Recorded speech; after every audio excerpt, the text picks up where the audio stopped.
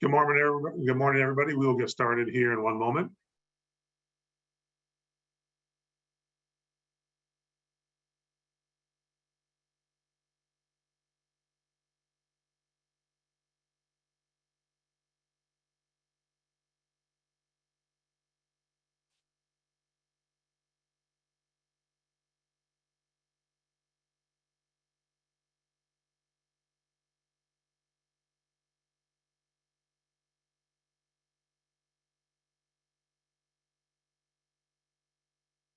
All righty. Good morning, everybody. Thank you for joining us.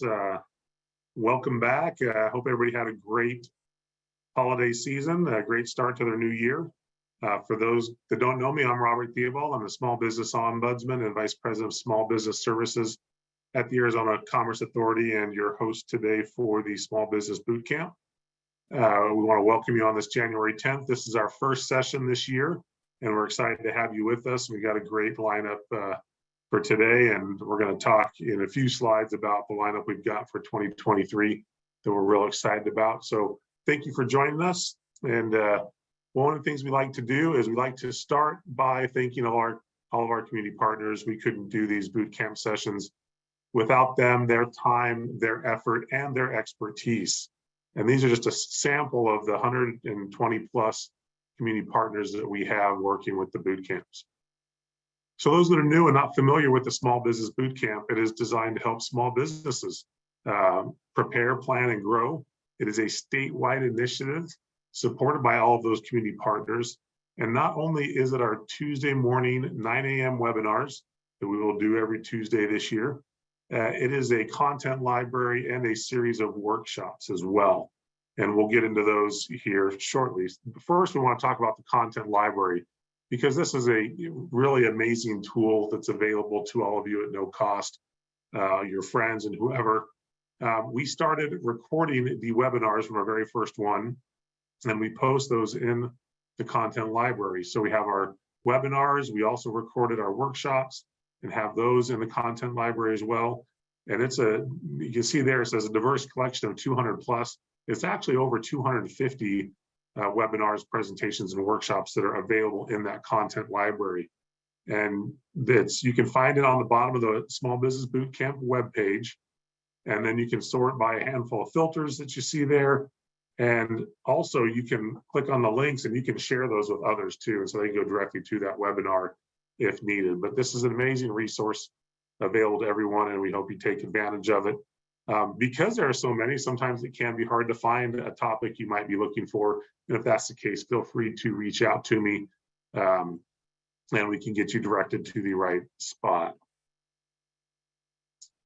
So some other programs that the ACA has to support small business, we have our small business services, our workforce, and our Arizona MEP, our manufacturing extension partnership. These programs help support the formation and growth of small businesses in various different ways and are available to Arizona businesses. Another great tool that we have is our small business checklist. And this is to help entrepreneurs that are starting a business or looking to expand their business into new areas to identify the commonly requested licensing, registration, and compliance needs at the local, state, and federal level. You can also see there's information that mentions on business planning, development, procurement, and marketing. There is a ton of resources in this checklist. It's very detailed. But if you're looking for something quicker, a quick question you have about licensing, you can see there on the lower right-hand corner of that screen that's on the screen, on the slide, is Sally, our state and local licensing information virtual assistant, and she can help you with some of those quick, simple answers. Also, we have our Small Business Digital Academy. That program is currently accepting applications for our cohort number 10. It is a 6-week program designed to help small businesses scale their online presence and build their digital capacity. This is an awesome program, and we invite you to apply and participate. Again, it's 6 weeks, a couple hours a week on webinar type information, and then there's some home-based information that you can do on your own time. But the more time and effort you put into it, the more you get out of it. It's a great program, and we're excited to continue it as well. We'll be posting links for this in the chat as well, so keep your eye on the chat for some of those links. And then our upcoming sessions, we want to talk about these. We've got some great upcoming sessions.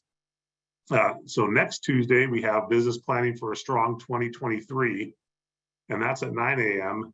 And then starting next Tuesday evening at 6 p.m. on the third Tuesday of every month, we are going to have a Spanish language boot camp in partnership with Grow with Google and a local presenter. We're really excited about this program. It'll be 100% in Spanish. You'll have to listen to me in Spanish a little bit there as well as my introductions, but we do have some experts coming on. I would ask everybody, please share this with your friends that might be able to take advantage of it. We're going to do it again every third Tuesday at 6 p.m. We're going to have a Spanish language session every month. So we're excited about that new piece. And then Tuesday, January 24th, we have a great session on how to align people with profit. And then just to put on your calendars, you can register now if you would like. We have our first workshop of 2023, and it's in conjunction with Arizona Department of Revenue, and it's Business Tax Basics. It's a lunch and learn virtual workshop. It is anticipated to be about a 3-hour workshop. So the Department of Revenue can get through all the information they want to share about small business taxes to help you with this tax season and going forward. It's going to be a very informative session, so we hope you can make that one as well. We will also record it, so if you can't make it, you can go back and view the recording in the content library. So with that, we're going to look at today's speakers. We've got Rich Chanik, the director of the Northland Pioneer College SBDC, and Marilyn Mott, the director of community outreach at the Better Business Bureau. So with that, we're going to go ahead and turn some time over to Rich so he can share some information about the SBDC. Thank you, Robert. Just because there is no cost to this session doesn't mean that it's free. We know that we're taking up your valuable time. And the reason why this continues and why it's grown is Robert has done, and the ACA has done a wonderful job in creating value so that at the end of this, you click off your computer and you say, that was worth my time. And I want to see them again. And I want to see the new sessions that they have. And the same thing is true with our partnership with Maryland. I'm with the Small Business Development Center in Northeast Arizona that handles Navajo County and Apache County. But we have small business development centers throughout Arizona. And Marilyn, at the end of her presentation, is going to help, is going to put up a general reference where you will be able to get in touch with the small business development center closest to you. And we're really your navigators. We don't do the same thing Robert does. We don't do the same thing Marilyn does. And so we're the organization that can kind of sit down with you one-on-one and talk specifically about your retail store and the problems you're having and those sorts of things. And we also make ourselves aware of all the resources that are out there. So if there is a resource with the Arizona Commerce Authority, we're going to help direct you in the right direction there. And so we are kind of your go-to starting place to figure out where you can get the help you need, because right now there's a lot of help out there and it is mostly no cost. And so we can help you navigate that. The what I'd like to do is we began this partnership with Maryland probably about a year ago, and Maryland started off with me talking to me by saying that the Better Business Bureau isn't just complaints, which is frankly what a lot of us thought. And there are a tremendous amount of resources that are available through the Better Business Bureau. And then we heard her presentation on customer service and we said, boy, we want to be associated with that. And so we have helped sponsor her giving presentations several times, again, because at the end of the presentation, the people are walking away saying that was worth my time. So without any further ado, let me introduce Marilyn to take us through the customer service presentation. Thank you, Richard. Thank you, Robert. And thank you for having me today. Welcome, everyone. I am going to go ahead and screen share my presentation. And if there is any issues, you just let us know in the chat. And if you have any questions throughout the process, let us know. We will go ahead and get right into it. Is the customer always right? That is a tough question to answer. And I feel like there is no right answer for this. It's not necessarily black and white. There are gray areas in this involved in this question, but today we're going to address that question, talk about it, and talk about how you can handle tough customers. You need to know how to deal with it and then when to let it go. Because sometimes these businesses that we work in, these industries that we are in, they kind of become our baby. They become near and dear to us, so we can be a little defensive. So sometimes we do have to know when to be able to let it go. So today's how-tos, we're going to find out what your customers want. We are going to learn how to apply those 8 standards of trust so that you can keep your customers.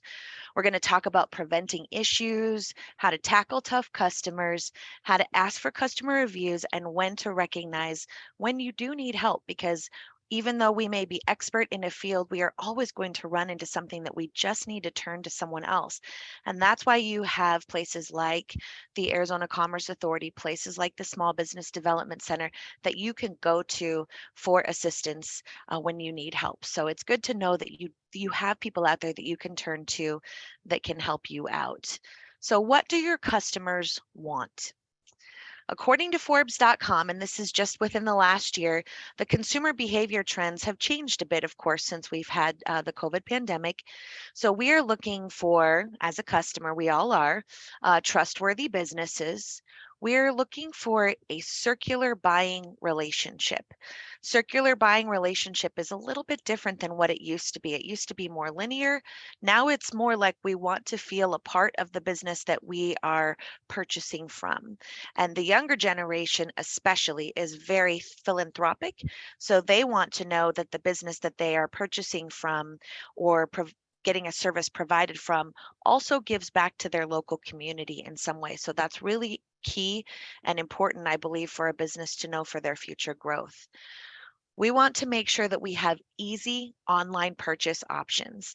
So we know after everything that has happened, a lot of people nowadays just want to be able, we've gotten spoiled, let's face it. We want to be able to go online and just make an easy purchase. We don't necessarily want to have to go into the store. Although I do definitely suggest that if you can, you support local business because that is truly, truly important. So if you're able to, go in and support a store.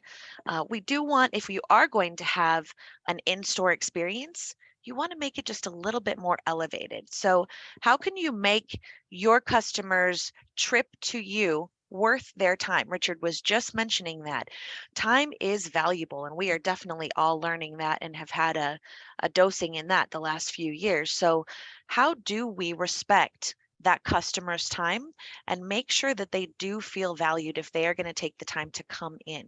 So if you're a mechanic, if you are a doctor, if you are a small shop owner, no matter what it is, how do you make that person feel valued, feel like they are a fellow human that you care about? They want to make sure that there's loyalty from the business. So they want to, that's again, that ties back to the circular buying relationship. They want to feel a part of what you are doing. They obviously want convenience. That's not ever going to go anywhere else. Convenience will always be something that consumers are looking for. And then they do want transparency. They want you to just be upfront from the get-go. We have had a tough year with especially the shipping industry.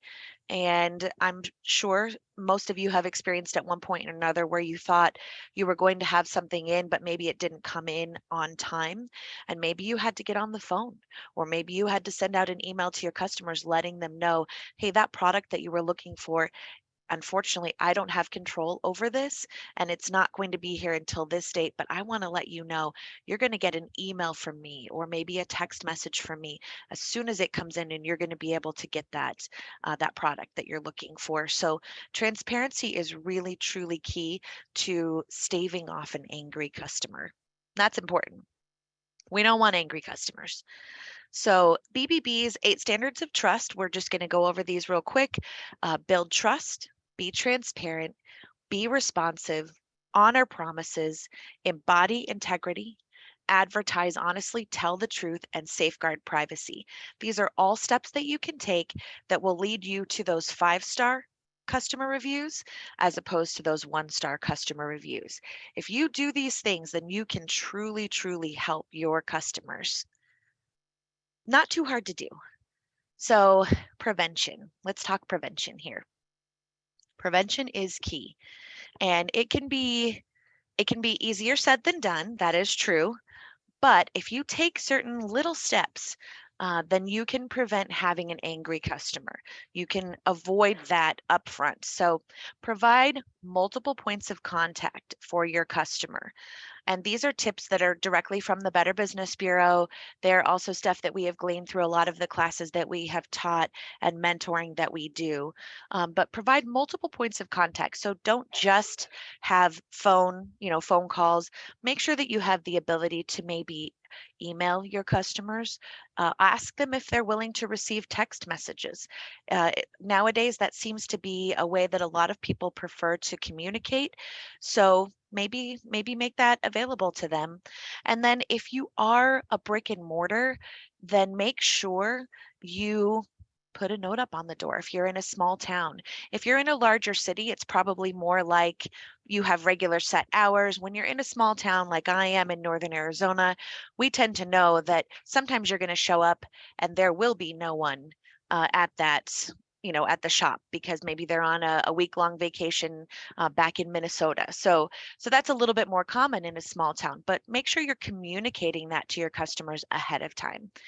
If you want to consider auto replies, you want to make sure that they are friendly and that they are informative. So if you get an info at email for your business and someone emails you looking for information, make sure that when you receive that reply, or when they receive that reply, excuse me, that it's friendly, that it's communicating to them exactly what you need to communicate, and especially timelines. So if you think that maybe they're wanting an immediate response. Maybe they feel like it's an emergency, but you need to let them know up front you have a 48-hour window to be able to get back to this. Or maybe it's even longer. Maybe you say, hey, just so you know, this isn't the best way to contact me. If this is an emergency, text me here. So give them an alternative or call me here. Let people know, like we always do here, if you have to leave a message on our phone, we will return your call within a 48-hour period. Just letting them know those simple words can really, really help you prevent trouble in the future.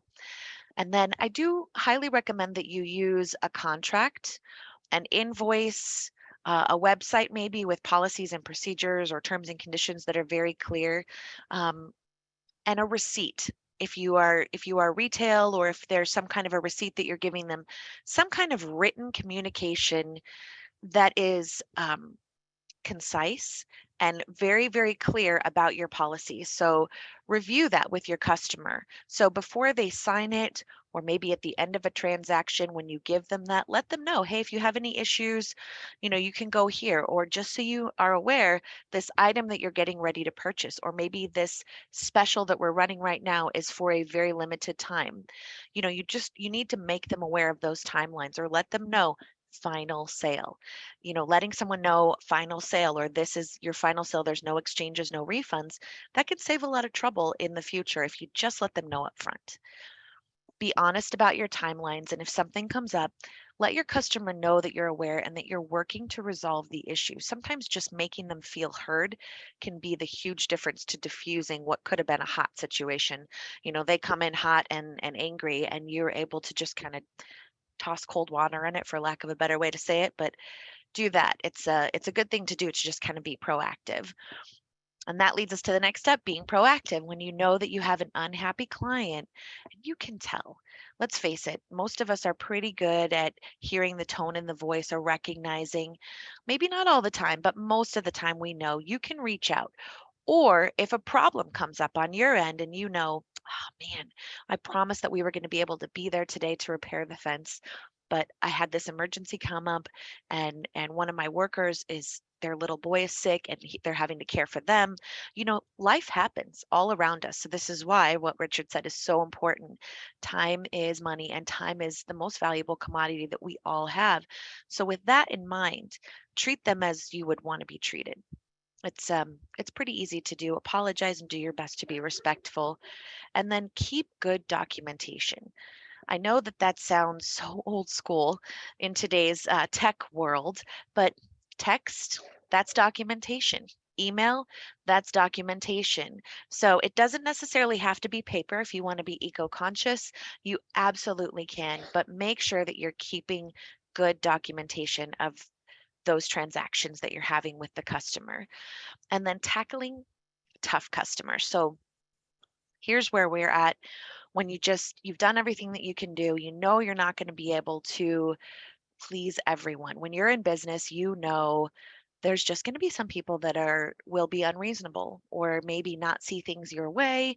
um, it's tough. It is tough out there, and it is even seems to be even harder. I feel like over these last few years, maybe some people have lost touch with how to be kind or how to be polite. So then it is up to you as the business, and it is up to you to relay that to your staff also, if they are the ones that are first point of contact with the customer, how to be kind, how to basically listen. So here are the 10 suggestions that were given to us to help diffuse a tense situation. And these are types of things that you can go to the Small Business Development Center, you can go to SCORE. There's various places that you can go where they will give you these types of tips or help you kind of walk through them. But number one, assume that the customer has a right to be upset. You don't have to assume that they are right. Notice the difference in the wording there. But you do need to assume that they have a right to be upset, at least at first. So go with that at first. And then two, listen to the emotion without involving your emotion. And man, can I say, that is tough. It is really, really hard because once again, I know um, this is my full-time job, but my husband runs a small business for us here in Northern Arizona, and it is really hard. That is our baby. So listen to their emotion without involving your emotion. That is easier said than done. But once you start to put that into practice, I promise it will become easier as you go. Number three, be patient. Also, something that's really, really tough to be, especially because time is valuable. So try to be patient with them. Or if patience really isn't your strong point, and I know I struggle with that a lot, so maybe let them know ahead of time. Someone walks in and they need help. You say, just so you know, I'm getting ready to go into a meeting in 7 minutes, but for the next 7 minutes, you have my undivided attention. So just kind of letting them know ahead of time. Number four, speaking softly. I know that that sounds silly and like reverse psychology, how very reverse psychology of me to throw that in there. But the reason why we say it is because it truly does work. It is an easy way to diffuse most angry situations, to just kind of lower your tone. And if you're in a situation like me, where sometimes I'm working with seniors in the community, a lower tone is also easier to hear. And it's easier for the human ear to decipher to anyone, no matter the age. So just so you're aware of that, speaking softly is good on all counts. On number five, reiterate what you believe you heard from the customer. So sometimes our hearing interprets things differently than maybe what they're trying to say. So just repeating it back. It's an old adage that we can all implement, and it will save you a lot of time and grief. Number six, own the issue. So do your best to own the issue. Even if at first you're kind of like, what's going on here? Is this something that I really need to resolve, or is this something that I just need to explain? And there really is no resolution here because maybe they weren't aware on the front end of what's going on. So do your best to own the issue. Seven, put the customer first and the problem second. So treat them as a human first. That's what that means. And then treat the problem separately from the human that is standing in front of you or the human that is on the other end of that phone. Find the root of the issue. Number eight, you have to try to find the root of the issue to determine what went wrong. So, kind of, you have to dig basically. It's like you've become the detective in the situation, and or you have to get out your decoder ring, as I like to say. Get out your decoder ring and try to figure out, okay, what happened here? Like, what is the real issue here? Did they not feel heard? Did they feel disrespected? Was it just something as simple as that? Or is it legitimate? Is it something where a repair still needs to be taking place, or a service still needs to happen, or maybe a product hasn't come in yet? So find the root, and then you can go from there to resolve the problem. And then 9, it leads right into that offering up a solution. Work to find some middle ground. That's something that the Better Business Bureau stands behind very strongly, because we are here to help create better businesses. And so sometimes a consumer is unreasonable. Sometimes a consumer does not understand that there is no resolution to this. So we ask our business to make a good faith effort. So that's all you can do. And honestly, there's certain things in life where that is all you can do. You can make a good faith effort. You're doing the best that you can to try to resolve this issue, or to try to come to some understanding. Just because you come to an understanding doesn't necessarily mean that poof, everything goes away. But that's what you're trying to come up with. You're trying to get that consumer to meet you in the middle sometimes. And then number 10, so important, follow up. Make sure that you are notating this, you are documenting the issues as you go through it, and then make sure that you follow up, because that will just be that one little extra step that could potentially change that 1-star review to a 5-star review. And that is what we're looking for in business. In today's world, those reviews are key. So, having said that, and my goodness, I apologize. I'm trying to make sure that I speak slowly, but if you have a question, please let me know. So, customer reviews, when to ask. This is tough because you really do need to know when to ask for those customer reviews.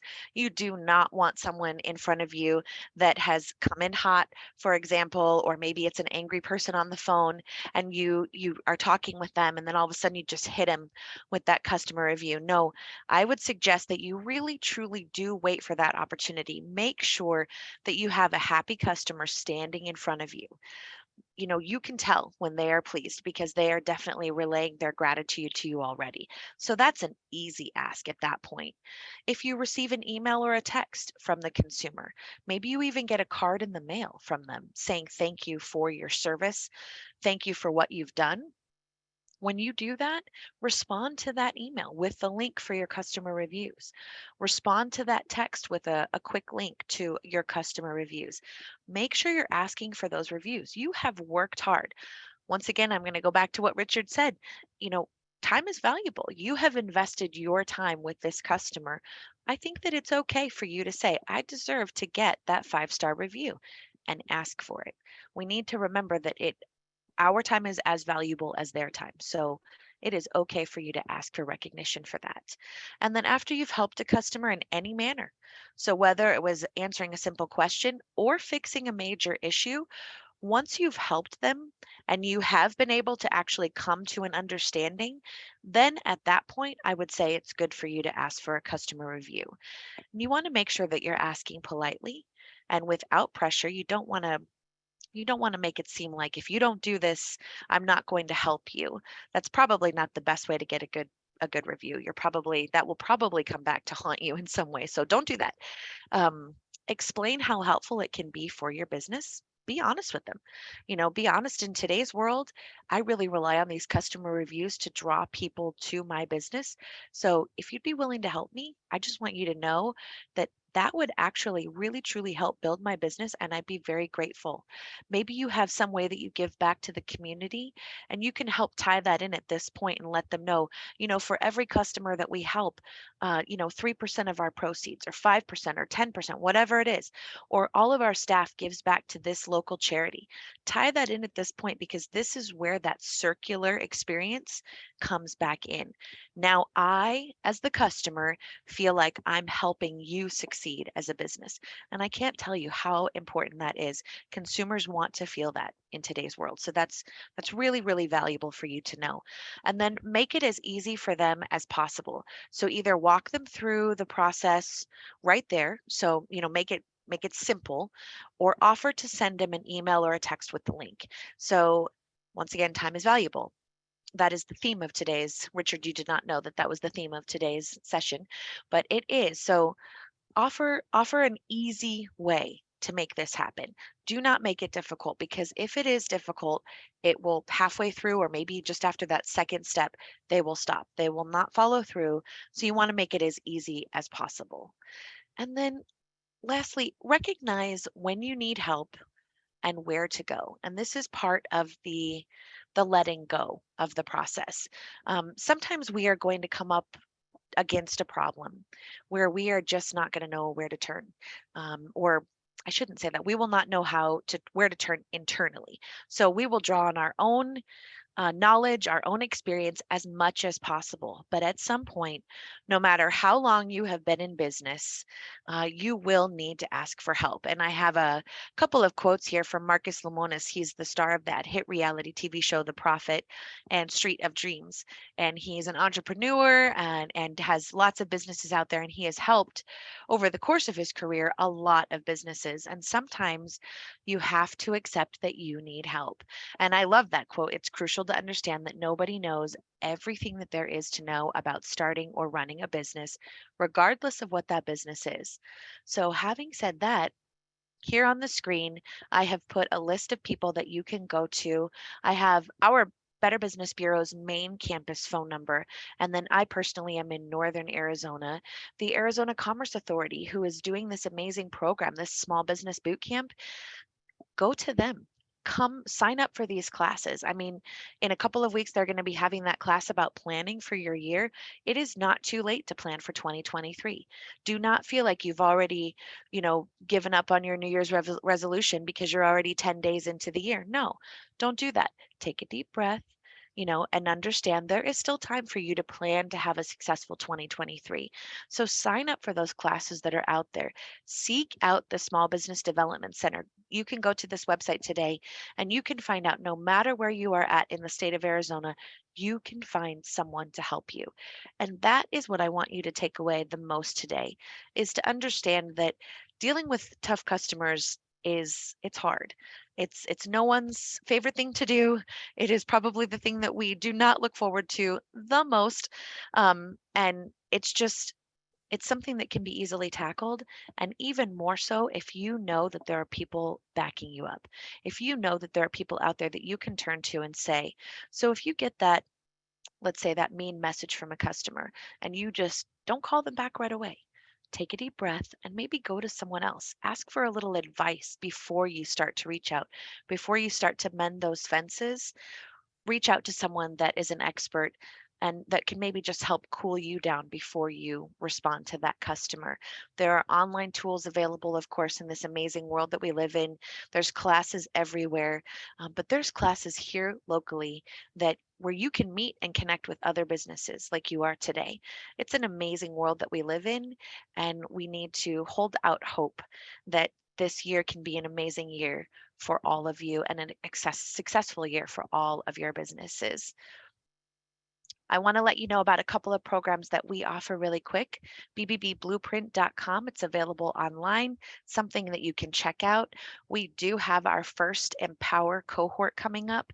This is something that you can go to BBBEmpower.com and you can apply to be one of the selected businesses to be a part of this amazing program.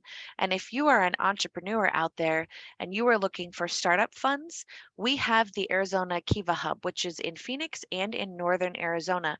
So pretty much we cover the entire state of Arizona for Kiva. It's an international nonprofit, kiva.org, that you can go to for small business loans in Arizona. So if you're interested in learning more about that, you can visit bbb.org to find out. Does anyone have any questions about today's presentation for myself or for Richard or Robert? Yeah, so if you have questions, please post them in the Q&A at the bottom of your screen, so we don't get them lost there in the chat. But great presentation, Marilyn. We're glad to have you with us. Some people mentioned Kiva. Kiva is available throughout the state. So just because it wasn't mentioned, if it's in Southern Arizona, it's in Southern Arizona. It is available everywhere. Yes. So that's a great micro loan program with no interest. Very cool. So All right, we got a question in here. Says, we'll get a copy of today's presentation. The presentation will be posted on in the content library with the recording, but you will be able to download the slide deck on that link later today or first thing tomorrow. Does Kiva help nonprofits as well? I believe so. Yes, they do. I believe that's actually one of their bigger pieces, as well as help support those nonprofits getting started. You are correct. Yes.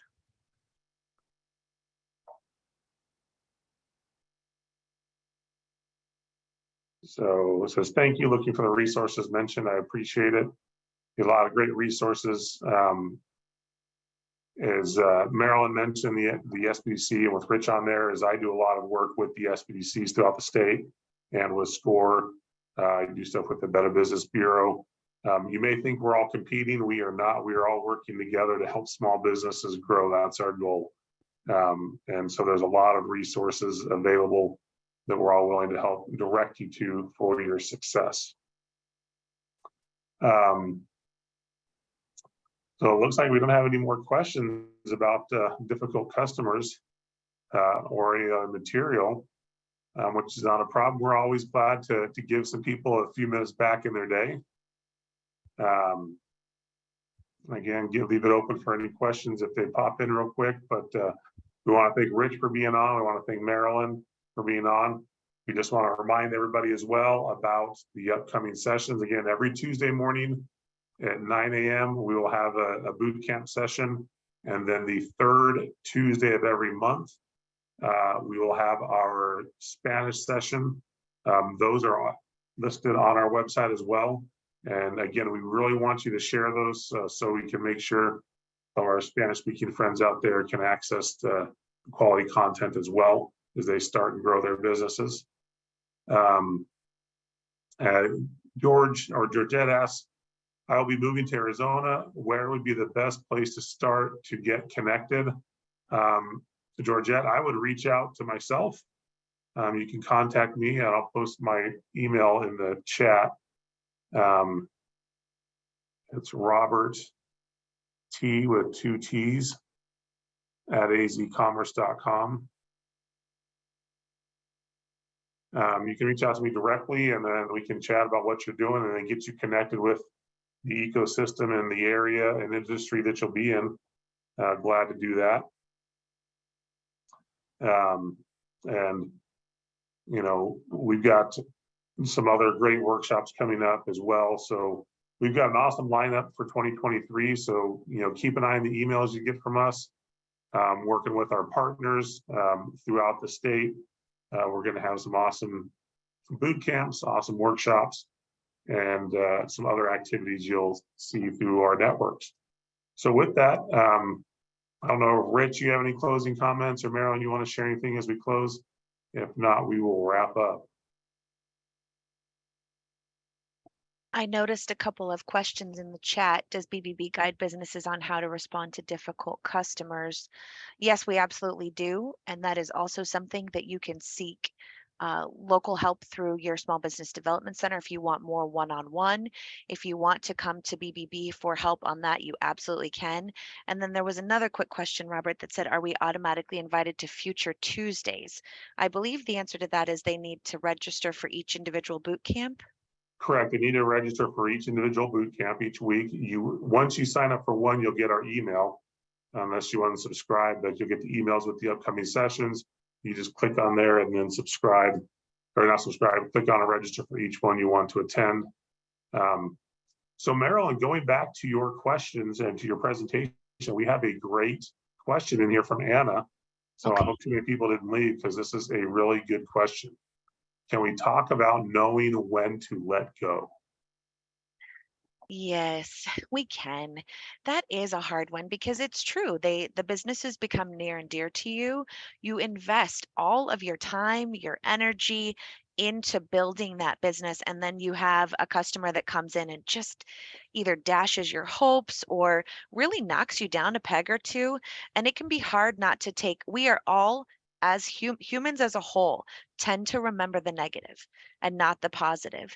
So what I would encourage you to do in a situation like that is to do your best to follow those steps that we talked about, where you're basically going through and honoring the person in front of you, honoring the human that is in front of you, honoring the person who is standing there with an issue.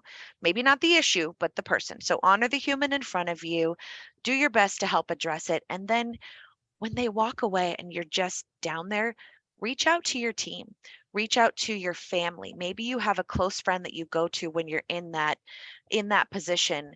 I know one of the ladies in a past presentation said that she calls her friends up and they do happy hour and they get together and she reminds herself that there's good in this world. So you can do stuff like that. You have to be able to let it go. And the best thing I can say for you as a business owner is that one negative situation, remember the 8 customers you had prior that day that were happy, that were giving you those great reviews, that were complimenting you, that were thanking you. You know, you're, let's say, in air conditioning and it's the summer, you're going to get a lot of nasty people. It's just kind of, it happens. It's definitely hot in Arizona. And so that kind of, it happens. Well, how do you keep your spirits up? How do you remember those people that you've helped? You remember that person that maybe couldn't afford that air conditioning unit, but you helped them find something that they could afford, you know, or maybe you came together and you decided to donate something to them. There's so many different ways that you can give back. When you're giving back, it makes it harder for you to focus on the negative because you're seeing the positive. So that's the best advice that I can give you when you're wanting to let it go. Reach out to your network. Whatever your network is. If it's Robert at the ACA, reach out to Robert and say, "I'm really having a hard time letting this go. What do you suggest?" So whoever your network is, reach out to your network, go to your friends, go to your family, and get help in that way so that you can let it go, because you do need to let it go. It's tough. I will not say it's easy, but it is something that we need to be able to do. I We hope have that's another, helpful. no, very helpful. Thank you. We have another great question in here. And it's from an anonymous attendee, but thank you for asking this question. It says, when dealing with customer reviews online, when do you stop responding to bad comments that keep saying negative things, even though you offered a solution? Okay, so that is hard. And I will admit BBB has a policy in place for our accredited businesses. You respond once, you respond professionally, and then you leave it. You walk away. You just getting into the back and forth banter, really, in all honesty, think about. So I want you, everyone on the call, put yourself in the position of the consumer. Let's say you're the consumer and you're going to the business website and you're the one reviewing their customer reviews. If you see this one particular review that has 10 different responses back and forth, maybe some name calling in there, maybe some, you know, you can definitely sense the sarcasm or the snarkiness that might be going on in those comments. That's a kind of a turnoff for consumers. So because that is a turnoff for the consumers, if you really want to nip it in the bud, you respond once, you respond professionally, and then you let it lie after that. Now, if you do have someone who just won't let it go and continues to post through Google or through Yelp, there are steps that you can take through those particular places that will help you. You know, it's a bit of a chore for you to reach out to Google and try to actually get help through them, but you can do it if you need to. What I would say is make that response strong. Say, this is my final response. I have offered to make a good faith effort to resolve this issue with you. I will not be responding online anymore. Thank you for giving me the opportunity to assist you. You know, so you're making it a positive thing. So when I, as a consumer, come onto your website and read that, I'm done there. I'm not going to continue reading what this person says. Or if I do, I'm just going to think, wow, what a jerk. So I think that that's what you have to do. You have to nip it in the bud. And so you take the high road, but you also set those boundaries, set those parameters, be strong. You know, it's interesting you mentioned that, Marilyn. I've personally seen both sides of that, where you have a customer complaint, you have an owner that responds back semi-professional, but gets a little snarky, and there's a couple back and forth. And you immediately like feel like, I don't want to deal with that business. I'm not going there. If that's the way the owner's going to act, regardless, there was some snarkiness in there. And then I've seen others that did exactly like you mentioned, where it's a very professional response. There was an issue and they're like, hey, please call me. And then I've also seen the follow-up where they added a complaint and the person's like, well, you never reached out to me, and then we're going to end this. And then it starts making the customer look bad as they keep complaining, because the owner made the effort, was very professional. And you're like, you know what? They're making the effort, they're professional, and they are responding to the complaints online. That means they're very involved in this as well. So you can gain credibility or lose credibility through those, responses to your online reviews. That's why I say if it's a really nasty thing from a customer, walk away before you respond. Just take a deep breath, take a day. Their anger is not going to go anywhere, but your anger could.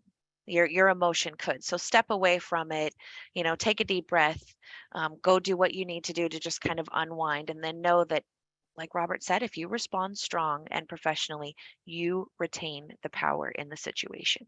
And that's important. Yeah. All right. Well, that kind of wraps up the questions again. Those were two great questions that came in at last minute. Yes, thank you. Oh, we got more popping up. Let's see. Oh, no, I'm not clicking fast enough. All right. So again, thank you everybody for being on here. Again, great questions. If you have any other questions after this, please feel free to reach out to myself, Rich, Marilyn, Faith. Any of us can help guide you in the right direction and get you to those that can help you best with your needs. Again, we appreciate you being here. We look forward to seeing you on the future sessions. And we hope you enjoy the 13 minutes we're giving back. So for some of you, like myself, it's probably the run to the restroom before our next meeting.